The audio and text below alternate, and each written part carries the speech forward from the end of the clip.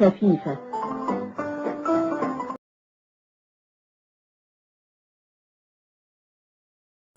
السلام عليكم ورحمة الله وبركاته. ازيكم يا جماعة؟ عاملين ايه؟ رب تكونوا بخير وفي صحة واحسن حال. اختياراتي مدمرة حياتي. طبعا دي الاغنية بتاعت احمد سعد اللي هو خنقنا بيها الفترة اللي فاتت، وكلنا طبعا اكيد عارفينها وسمعناها. للأسف في اخبار عن طلاق زوجته اللي هي علياء بسيوني من الفنان المطرب طبعا المشهور احمد سعد. ايه القصة وايه الحكاية بقى يا استاذ احمد سعد؟ حضرتك كده ما شاء الله بتطلق اكتر ما بتغني، يعني انت بتطلق اكتر ما بتغني. المرة دي بقى هو اللي طلق، يعني هو اللي ساب مراته، او زي كل مرة برضو. قبل كده نبتدي من البداية من الاول. كانت معاه زوجته وام عياله، واللي اتحملت معاه المرة طبعا ما كانش فيه لسه الحلوة، ما كانش بقى مشهور ولا معروف. اتحملت معاه الحياة بمرارها كله، وبالحوجة وبالفقر وبالتعب وعدم الشهرة، لحد ما وصل وبقى حاجة كبيرة وحاجة معروفة. وفي الآخر طبعا زي يعني كتير من الأزواج، مش هقول زي كل الرجالة، سابها وطلقها وانفصل عنها. بعد كده دخلت في حياته ريم البارودي، اتعرف عليها وبرضه هو جاب لها الحمد لله عقدة. والله العظيم بجد جاب لها عقدة من كل الرجالة، لدرجة ان هي مبقتش تطيق سيرة اي راجل اصلا، ومش عايزه تتجوز. والحمد لله عقدها، وبرضه في الاخر سابها وغدر بيها بعد سنين طويله من الحب وهم مخطوبين وخلاص، وعد بالجواز، وكان كل الناس بتحسبهم على بعض ان هم متجوزين وخلاص، او ان هم خلاص يعني يعتبروا لبعض. برضه سابها وتخلى عنها واستندل معاها. بعد كده دخلت معاها سمية الخشاب، وبرضه دخل معاها في مشاكل، وبرضه في الاخر سابها. ايه حكايتك حضرتك يا فنان؟ يعني هو في ايه بالظبط؟ احمد سعد مشاكله كتير وقصصه كتير، وتحس انه شخصيه غريبه كده، يعني ما تفهمش هو فيه ايه. كتير بقى من زوجاته دول كانوا دايما يطلعوا ويقولوا تصريح بقى ان هو انسان يعني مش مسؤول، مش قد المسؤوليه خالص، وان هو فهو بناء على يعني رأهم كلهم فيه زوجاته دول كلهم ان هو شخص مش مسؤول ومش قد المسؤوليه، ومالوش في ان هو يشيل مسؤوليه بيت واسره وعيال. اخيرا لما اتجوز بقى علياء بسيوني، وكان طالع بيها السما وهي طالعه بيه السما، وقعدت تشكر فيه وتقول ان هو كويس. وعلاء بسيوني من عيله كويسه جدا على فكره، وكانت وكان متقدم لها، وهي قالت في برامجها قبل كده متقدم لها دكتور، ورفضته عشان خاطر احمد سعد، رغم ان هي سمعت عنه كلام كتير قوي. المشكله بقى ان هو بعد ما خلف بنته الاولى منها، وكان في مشاكل كتيره طبعا ما كانوش بيقولوا عنها، والبنت ما كانتش بتتكلم خالص. بعد كده خلفت البنت التانية، وقعد يأذن في ودنها بقى وخلاص، اللي هو عمل فيها شيخ ان انت يعني ايه ما شاء الله عليك، واب يعني حنون وعايش حياه سعيده. الفتره اللي هو كان متجوز فيها علياء بسوني، لو تلاحظوا كده ان هو كان مشهور قوي بقى واتشهر جدا، واغانيه كلها ناجحه ونجح جامد، وبقى كل اغنيه ينزلها بتعمل صدى صوت وبتطلع ترند. وبصراحه كل الناس بقت تقول ان يعني ادمها خير عليك او وشها خير عليك، وفي ست تعلي وفي ست ترفع من الراجل يبقى وشها حلو على الراجل، والكلام بقى من ده كله. ملحقناش. ملحقناش نكمل الجمل يا فنان. ملحقناش، ولقينا خبر ان هو برضو اللي طلقها. طلقها ليه بقى؟ عارفين طلقها ليه؟ هو بصوا يعني تحس ان هو ايه، خلاص بقى راجل مزواج وعايز يتجوز كل يوم وشويه ويطلق، شويه ويطلق، سنه سنتين ويطلق.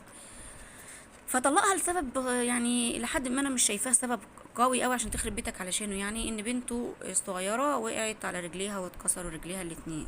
يا سلام. وان ده اهمال من امها والكلام من ده، وليكن كده. طب ما هو في عقاب، في كذا في كذا، حضرتك كنت فين؟ حضرتك كنت فين؟ وليه تخرب بيتك بايدك؟ عشان كده طبعا طلعت البنت بقى ليه علياء بسيوني دي مستاءة وتعيط، وبتقول يعني هو ما يعني عايزه تقول ان هو بني ادم ما عندوش اصل، وطلقني عشان كذا كذا، وان ده مش سبب، وان انا كنت حابه اكمل حياتي وان كذا. واضح ان هي كانت عايزه تعيش وكانت عايزه تعمل اسره جميله وتكمل معاه، بس هو مش بتاع مسؤولية، هو مش قد المسؤولية، فهو بيتلكك يا جماعة. مفيش حاجة اسمها عشان بنته اتكسرت رجليها فيطلق امها، مفيش الكلام ده. انت معلش، انت راجل بتتلكك، وانت في خلاص زهقت بقى من الجوازة دي فعايز تغير. لا، هي مش شرابات حضرتك، هي مش شراباتك هتغير في الشرابات، ولا هي قمصانك هتغير كل يوم في قميص شكل، ولا كل شويه تروح تجيب واحده وتتجوزها. بنات الناس مش لعبه. بس هي اللي غلطانه في الاول وفي الاخر، لان الناس كتير حذروها منه وهي ما سمعتش الكلام للاسف. فلما يطلع يقول بسبب كده، ولا هي تقول ان ده السبب، لا معلش يعني، ده ايه ده؟ ده ايه ده؟ كان ممكن تحل المشكله بشكل اشيك من كده، كان ممكن تعاقبها بشكل اشيك من كده. طبعا عليا بسوني قالت بقى في تصريحات كتير قوي ان هو ده السبب، وانه ما كانش بيسال على بنته اصلا، وان انا اللي كنت قاعده بالبنت في المستشفى، وان كل ده. طب انت فين حنيتك انت لما انت مطلقها علشان كده؟ يعني فين الحنيه انت كأب؟ فين مسؤوليتك؟ انت لازم تبقى موجود مع امها في المستشفى وتبقى مع بنتك وتتابع حالتها لحد ما تبقى كويسه. فين حضرتك المسؤوليه؟ انت شخص غير مسؤول، انت شخص ما ينفعش تكون اب، انت شخص ما ينفعش تكون زوج سند وظهر، انت شخص ما ينفعش تكون، انت تافه. انت من الاخر انت مطرب، اخرك تغني اغاني حزينه تبكي الناس بس وخلاص على كده. اكتر من كده لا. انت يعني تلعب على مشاعر الناس، لكن انت ما عندكش لا مشاعر ولا اصل طيب عشان ترمي مراتك ولادك الاولانيه، وترمي التانية، وترمي التالتة، ودي كمان عليها بسيوني اهو بعد ما خلفت بنتين. ارجع واقول هي اللي غلطانه. والمفروض لما كانت شافت في كده عيوب زي دي، وكمان صرحت وقالت ان هو ما بيسالش على اولاده الاولانيين، بناته برضو من زوجته الاولى، وانه مش حنين عليهم، وانه فعلا يعني هو بيخلف ويرمي ويتجوز برضو ويرمي. انت اللي غلطانه يا استاذه علياء، لان المفروض ان انت كنت تخلي بالك ومفيش دخان من غير نار. الناس بتتكلم عنه مش كويس، تجاربه مع كذا جوازه بنفس المشاكل وبنفس العيوب وبنفس الشكوى، فكان المفروض تخلي بالك اكتر من كده. لما لاحظتي فيه كذا مشكله وكذا عيب في مسؤوليته، وانه مش مسؤول، وانه مش قد المسؤوليه، وانه في مشاكل بينكم، ما كانش ينفع ان انت تخلفي تاني. حرام، العيال هي اللي بتدفع الثمن.